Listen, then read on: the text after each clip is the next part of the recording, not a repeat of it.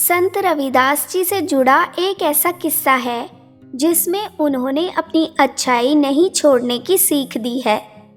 संत रविदास जी के पास एक व्यक्ति अक्सर जूते ठीक करवाने आता था, लेकिन वह काम के बदले खोटे सिक्के देकर जाता था। एक दिन उस व्यक्ति ने संत रविदास जी के एक शिष्य के साथ भी ऐसा ही किया। दरअसल रविदास जी कहीं बाहर गए थे और उनकी जगह उनका एक शिष्य जूते ठीक करने का काम कर रहा था। खोटे सिक्के देने वाला व्यक्ति उस दिन भी आया और शिष्य से जूते ठीक कराकर खोटे सिक्के देने लगा। शिष्य ने उसे पकड़ लिया और उसे डांट लगा दी। शिष्य ने उसके सिक्के और जूते ठीक किए बिना ही उसे लौटा दिए।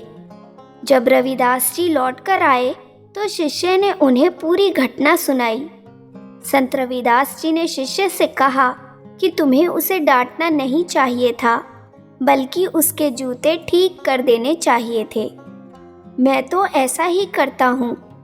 मैं ये बात भी जानता हूँ कि वह खोटे सिक्के देकर जाता है। ये बात सुनकर शिष्य चौंक गया। उसने पूछा कि आप ऐसा क्यों करते हैं? संत रविदास जी ने उसे समझाया कि मैं ये बात नहीं जानता कि वह ऐसा क्यों करता है, लेकिन जब वो खोटे सिक्के देता है तो मैं रख लेता हूँ और मैं अपना काम ईमानदारी से करता हूँ। शिष्य ने आगे पूछा कि आप उन खोटे सिक्कों का क्या करते हैं? संत रविदास जी बोले कि मैं उन सिक्कों को ज़मीन में गाड़ देता हूँ ताकि वह व्यक्ति इन सिक्कों से किसी और को न ठग सके। दूसरों को ठगी से बचाना भी एक सेवा ही है। अगर कोई व्यक्ति गलत काम करता है तो हमें उसे देखकर अपनी अच्छाई नहीं छोड़नी चाहिए। इस कहानी से हमें यह सीख मिलती है कि बुरे लोग तो गलत काम ही करेंगे, लेकिन उनकी वजह से हमें अपनी अच्छाई नहीं छोड़नी चाहिए।